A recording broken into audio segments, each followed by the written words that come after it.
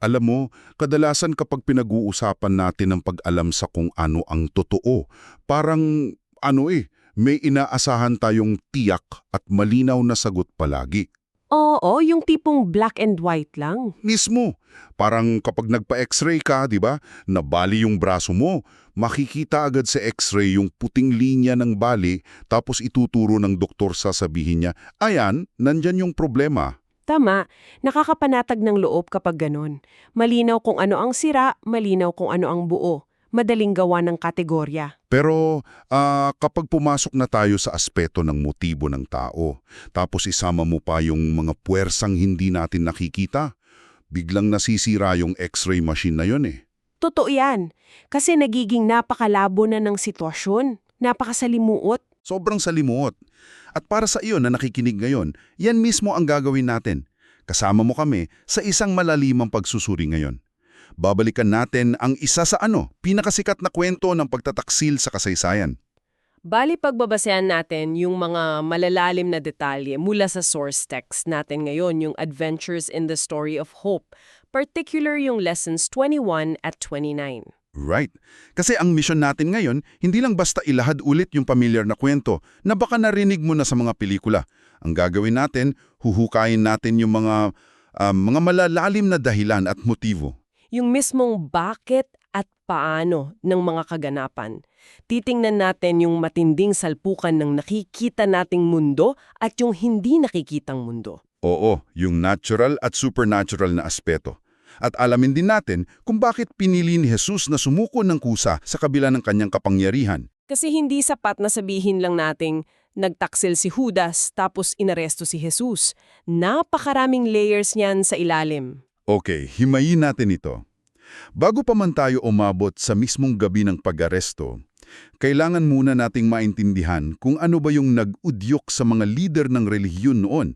Bakit nila kailangan ng tulong mula sa loob ng mismong sirkulo ni Jesus? Magandang starting point yan. Kasi kung titingnan mo, may hawak silang authority, di ba? Oo nga, sila yung mga boss doon. Pwede naman sanang nilang ipadampot na lang siya agad. Pwede sana. Pero ang nakakabighani rito ay yung pagkilos nila batay sa matinding takot. Matagal na nilang plano na patayin si Jesus, pero heto ang malaking problema nila. Takot sila sa reaksyon ng mga tao. Kasi sikat na sikat si Jesus noon. Mismo, araw-araw siyang nagtuturo sa templo. Libo-libo yung mga tagasunod niyan na naniniwalang siya ay isang propeta. So parang kung arerestuhin nila siya sa kalagitnaan ng araw, sa harap ng maraming tao, siguradong magkakaroon ng malaking gulo. Magkakarayot talaga. At kapag nagkarayot, Papasok yung militar ng Roma. Kasi ayaw ng mga Romano ng gulo sa mga nasasakupan nila, di ba? tama, at kapag pumasok ang Roma para patahimikin ang lahat, matatanggalan ng kapangyarihan yung mga lider ng relihiyong Hudyo. Ayaw nilang mangyari yon. Kaya pala kailangan nila itong gawin sa gabi, ng palihim, yung tipong wala na yung madla. At para magawa yon ng walang gulo, kailangan nila ng insider. Isang taong magtuturo sa kanila kung saan siya nagpapahinga sa gabi. At doon pumapasok si Judas Iscariote.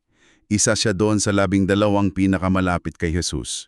Ngayon, binanggit sa source natin na pumasok si Satanas kay Judas para impluensyahan siyang makipag-ugnayan sa mga pari. Oo, ipinapakita dyan yung galaw ng hindi nakikitang mundo. Yung mundo ng mga espiritu. Pero teka, sa pisikal at praktikal na aspeto, ano ba talaga ang inaasahan ni Judas? Bakit siya, alam mo yun, bibigay sa ganitong impluensya? Naisip ko tuloy, maihahalin tulad mo siguro si Judas sa isang campaign manager ng isang sikat na politiko. Paanong campaign manager? Kasi parang inaasahan niyang mananalo sila sa eleksyon, tapos makakakuha siya ng malaking posisyon sa gobyerno. Tapos, nang malaman niyang ayaw pala ng kandidato niya na maging presidente, na gusto lang nitong tumulong, na-disappoint siya. Nag-iba yung expectations? Oo, kaya dahil sa sobrang disappointment, ibinenta niya ang mga sikreto sa kalaban. Ikinumpara pa nga ang pangalan niya sa mga kilalang taksil sa kasaysayan, tulad ni Benedict Arnold na isang espiya. Magandang analogy yan, pero kung huhukayin natin yung konteksto, mas malalim at mas mabigat pa doon yung kay Judas. Hindi lang basta posisyon sa gobyerno ang hinihintay niya. Ano pa ba? Literal na kalayaan mula sa pananakop ng Roma. Inaapi yung mga Hudyo noon eh. Mataas ang buwis, may mga pagmamalupit. Inaasahan nila na yung Mesiyas ay isang mandirigma. Isang haring politikal na magpapabagsak sa Roma gamit ang dahas. Mismo. Nang makita ni Judas na hindi politikal na kaharian ang itatayo ni Jesus at sa halip ay palagi siyang nagsasalita tungkol sa pag-alay ng sarili at pagkamatay, parang naninlang siya. Isang malaking bigo si Jesus sa paningin niya. Kaya pala ibinenta niya si Jesus apalit ng 30 pirasong pilak. Pero teka, may gusto akong itanong sa'yo at para sa'yo na nakikinig, baka naisip mo rin ito. Si Judas ang ingat yaman o treasurer ng grupo, di ba? Oo, siya ang may hawak ng pera nila. Nakasama niya si Jesus ng higit sa 2 taon. Nakita niya yung mga himala, narinig niya yung mga turo. Kung ganito pala kasama yung intensyon niya, bakit hindi man lang nahalata ng ibang mga disipulo? Wala ba silang radar? Oo, wala ba silang radar sa ganitong klaseng tao? Siya pa naman ang may hawak ng pondo. Yan yung isang napakalungkot na katotohanan tungkol sa sikolohiya ng tao. Kadalasan, ang mga taong may pinakamasamang intensyon, sila rin yung pinakamagaling magpanggap. Labe, so nag-i-excel talaga sila sa panlinlin lang. Sobra. Walang anumang indikasyon na may kaide-ideya ang ibang mga disipulo na nagnanakaw na pala si Judas sa pondo nila o na may maitim siyang balak. Nangangiti siya, kasama nila kumain. Mukhang perpektong tagasunod sa panlabas. Mismo. At kapag ang isang tao ay kayang magnakaw sa mga kaibigan niya nang hindi nakokonsensya, unti-unting namamatay yung moralidad niya. Kaya mas madali na lang para sa kanya ang gumawa ng mas malaking pagtataksil. So, nadismaya na si Judas? Nakipagkasundo ni siya sa mga kalaban. Kailangan na lang nilang maghanad ng timing para arestuhin si Jesus nang walang nakakakita. At ito na ang nagdadala sa atin sa pinaka-intimate na tagpo ng grupo. Yung huling hapunan. Oo, mismong gabi ng Paskwa o Passover. Bagong hapunan, hinugasan ni Jesus ang mga paa ng kanyang mga tagasunod. Trabaho ito ng pinakamababang alipin kasi maalikabok yung mga kalsada nila noon. Isang napakalaking gawa ng pagpapakumbaba. At alam mo yung nakakabalyong isipin doon? Hinugasan niya pati ang mga paa ni Judas. Alam niyang magtataksil ito, pero lumuhod pa rin siya sa harapan nito. Ang kumakain ng aking tinapay ay nagtaas ng kanyang sakong laban sa akin. Grabe, direktang patama. Dito natin makikita ang lalim ng kamalayan ni Jesus. Hindi lang niya alam yung mga propesya, nakikita niya yung galaw ng spiritual na mundo. Batid niyang kumikilos si Satanas sa puso ni Judas. Hindi siya nabulag ng pagkukunwari nito. Dito na magiging sobrang interesante ang lahat. Kasi isipin mo na lang yung tensyon. Parang itong eksena sa isang mafia movie, di ba? Mafia movie? Paano? Isipin mo, ihahain ng boss yung paborito mong pagkain, nakaupo ang buong pamilya sa mesa, tapos bigla siyang magpapahiwatig na alam niyang may isang traidor o rat sa mesa. Pero walang ibang nakakaintindi ng code ninyo, kundi kayong dalawa lang. Oo nga. Kasi pagkatapos noon, ipilaliwanag ni Jesus yung simbolismo ng hapunan. Yung tinapay na hinati ay sumisimboliso sa kanyang katawan na wawasatin. Tapos, yung alak naman, yung katas ng ubas, ay ang kanyang dugo na mabubuhos para sa kapatawaran ng kasalanan ng marami. Ikinonekta ito doon sa sinabi ni Juan Bautista na siya ang kordero ng Diyos. Nagdadala ito ng isang mahalagang tanong. Paano ba nating iintindihin ang simbolismong ito base sa kasaysayan nila? Kailangan nating balikan ang lumang tipan para maintindihan niya ng buo. Sige nga, paano ba yung sistema nila dati? Sa tradisyon kasi ng mga Hudyo, meron silang altar na tanso kung saan sila nag-aalay ng mga hayop tulad ng tupa. Kapag nagkasala ang isang tao, magdadala siya ng isang walang kapintasang tupa. Tapos anong gagawin dun sa tupa? Papapatong niya ang kanyang kamay sa ulo ng tupa na sumisimbolo sa paglipat ng kanyang mga kasalanan papunta doon sa hayop. Tapos papatain yung tupa at iaalay ang dugo nito. So yung inosenteng hayop ang nagbabayad para sa kasalanan ng tao. Eksakto. Kaya nang sabihin ni Jesus na siya ang kordero ng Diyos at ang kanyang dugo ay mabubuhos, literal na idinedeklara niya na siyang magiging huling sakripisyo. Inihahanda nila na yung kamatayan niya ang magiging kabayaran para sa lahat. Tapos doon sa hapag, kumuha si Jesus ng kapirasong tinapay, isinawsaw at ibinigay kay Judas. Tapos sinabi niya, gawin mo ng mabilis. At ang nakakagulat, walang ideya ang ibang disipulo. Ang nakakala nila, kasi siya yung ingat yaman, baka pinapabili lang siya ng kailangan para sa piyesta. O kaya baka pinapagbigay ng pera sa mahihirap. Walang nakahalata. Pagkatanggap niya ng tinapay, sinasabi sa source na muling pumasok si Satanas kay Judas tapos umalis siya sa dilim. Nga pala, may isang maliit na detalye dito na nakakatuwang pag-usapan. Dahil 13 silang nasa mesa, naging ugat ito ng isang matinding pamahiin hanggang ngayon, di ba? Oo, yung ibnatawag nating triskaidekaphobia o ang takot sa numerong 13. Kasi si Judas marahil ang huling dumating, kaya laging 13 sila doon. Kumalat yung paniniwala na ang 13 ay malas dahil sa tagpong yun kung saan kasama nila yung pinakamasamang taksil sa kasaysayan. Nakakamanga kung paano naging pamahihin yung ganong kasaysayan. Oo, pero balikan natin yung kwento. Umalis na si Judas para tawagin ang mga huhuli. Habang nangyayari yon, tumawid si Jesus at ang natitirang disipulo sa lambak ng Kidron. Patungo doon sa Olive Press Garden sa bundok ng mga olibo o mas kilala sa tawag na Gethsemane. At dito, yung panloob na laban niya, grabe, naging physical na. Nanalangin siya roon ng 3 beses sa sobrang paghihirap. Ayon sa tala natin, yung kanyang pawis ay parang malalaking patak ng dugo na nahuhulog sa lupa. Grabe yung level ng stress doon, no? Ipinapakita nito na nararamdaman niya yung buong bigat at takot ng paparating na pagdurusa. Oo, yung pagkawalay din sa kanyang ama. Nanalangin siyang iligtas sana mula roon, pero sa huli, idinagdag niya, hindi ang kalooban ko, kundi ang kalooban mo ang masunod. Nakikita mo talaga yung pagiging tao niya na natatakot sa sakit, pero nandun pa rin yung lubos na pagsunod.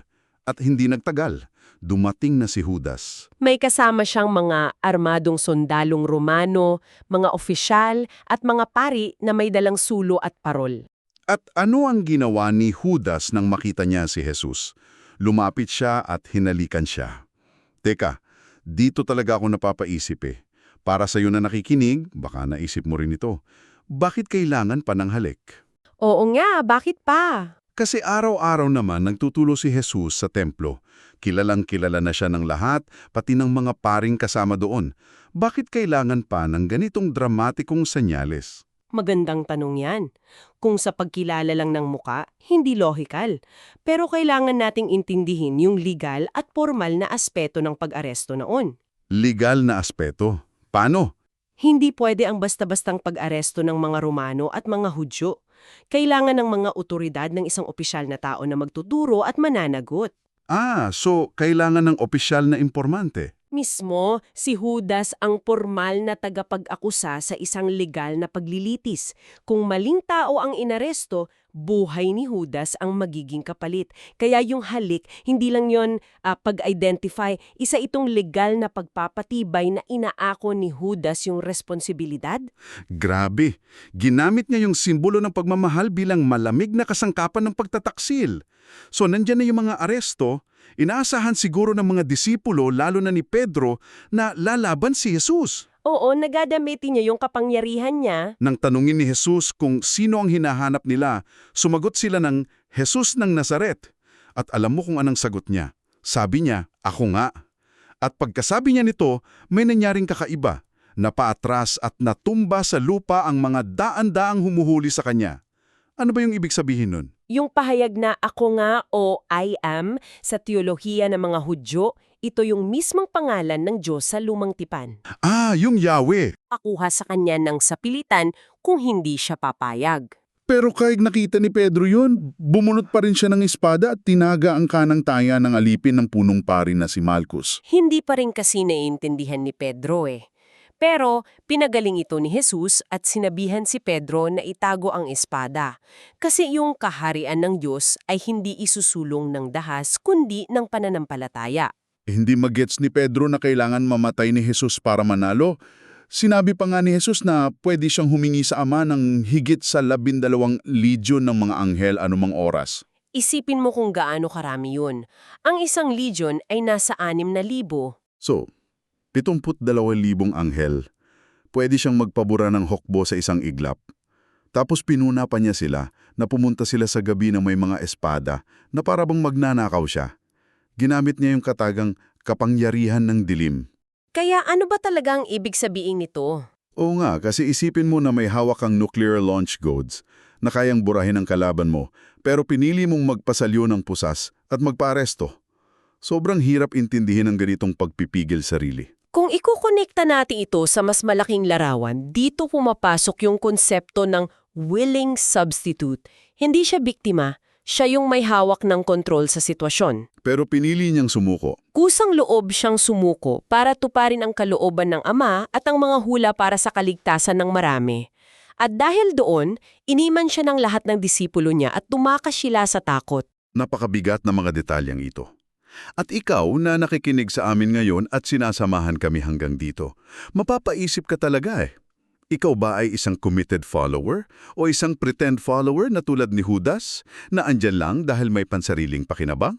Paano nga ba tayo nagre-react kapag ang mga inaasahan natin, tulad ng inaasahang politikal na kapangyarihan ni Judas, ay hindi nangyari? Oo, madali bang magtaksil kapag na-disappoint tayo? At bago tayo tuluyang magtapos, gusto kong iwanan ka ng isang malalim na tanong na hindi natin gaanong natalakay pero nakabase sa nangyari. Tungkol saan? Isipin mo na lang yung sitwasyon ni Malchus, isa kang sundalo o ayipin na ipinadala para mang-aresto sa gabi. Tinaga yung tanga mo, nagdudurugo ka sa sakit at halos himalang pinagaling ito ng mismong taong inaaresto ninyo. Grabe yung impact nun sa buhay niya panigurado. Paano ka makakabalik sa normal mong buhay kinabukasan pagkatapos baranasan ng ganong klasing himala mula sa isang taong itinuturing na kriminal na mga amo mo? Minsan, ang pinakamalaking pagbabago ay nangyayari doon sa mga sandaling hindi natin inaasahan. Maraming salamat sa pagsama sa aming malalimang pagsusuri ngayon. Hanggang sa muli. Mag-ingat palagi.